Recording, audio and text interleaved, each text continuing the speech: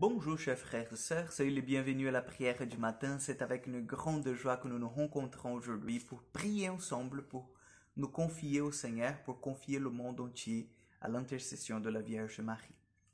Au nom du Père, du Fils et du Saint-Esprit. Amen. Je vous salue Marie, pleine de grâce, le Seigneur est avec vous. Vous êtes bénie entre toutes les femmes, et Jésus, le fruit de vos entrailles, est béni. Sainte Marie, Mère de Dieu, priez pour nous, pauvres pécheurs, maintenant et à l'heure de notre mort. Amen. Notre-Dame du Mont Carmel, priez pour nous. Nous allons prendre l'évangile de Jean, chapitre 16, versets 20 au 23. En ce temps-là, Jésus disait à ses disciples, « Amen, Amen, je vous le dis, vous allez pleurer et vous lamenter, tandis que le monde se réjouira.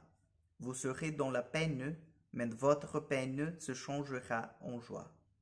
La femme qui enfante est dans la peine parce que son heure est arrivée. Mais quand l'enfant est né, elle ne se souvient plus de sa souffrance.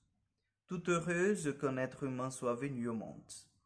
Vous aussi, maintenant, vous êtes dans la peine, mais je vous reverrai et votre cœur se réjouira. Et votre joie, personne ne vous l'enlèvera. Et en ce jour-là, vous ne me poserez plus de questions. Acclamons la parole de Dieu. Oui, nous comprenons bien le contexte de cet évangile. Jésus qui monte, Jésus qui maintenant dit à ses disciples que cette relation qu'ils avaient, cette relation où la parole, le regard croisé, les histoires racontées allaient se faire d'une façon différente, puisqu'il ne serait plus avec ses disciples, puisqu'il allait en fait les quitter pour un moment. La manière de présence sera différente. Et les disciples, bien sûr, écoutent ce discours de Jésus et de suite ils sont dans la tristesse, parce qu'ils se posent la question, mais il va où? Comment ça se fait qu'il nous abandonne? Nous avons tout quitté pour le suivre. Et maintenant, comment nous faisons? Et où nous allons le rencontrer? Devons-nous marcher à sa suite, là où il va? Comment nous devons faire? Et Jésus, en fait, nous apprend, chers frères et sœurs. Il nous apprend il doit monter, que notre cœur sera dans cette peine, mais qu'il va se réjouir parce que lui, il viendra jusqu'à nous.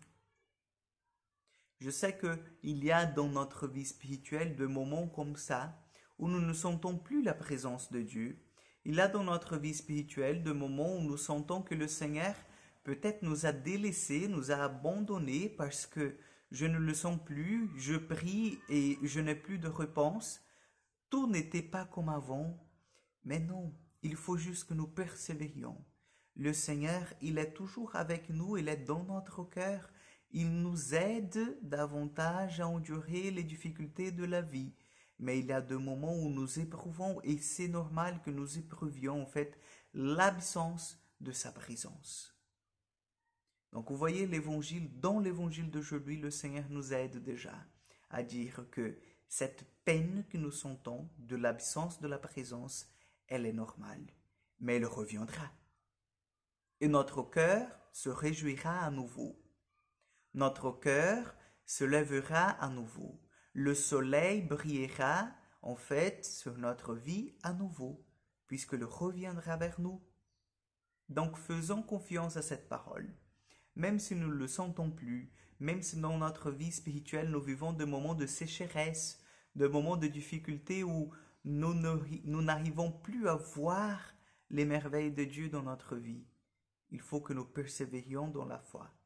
Parce que c'est seulement par notre persévérance, par notre constance, que nous allons voir la gloire du Seigneur, l'amour du Seigneur sur nous, sur notre vie, sur notre famille, sur nos amis.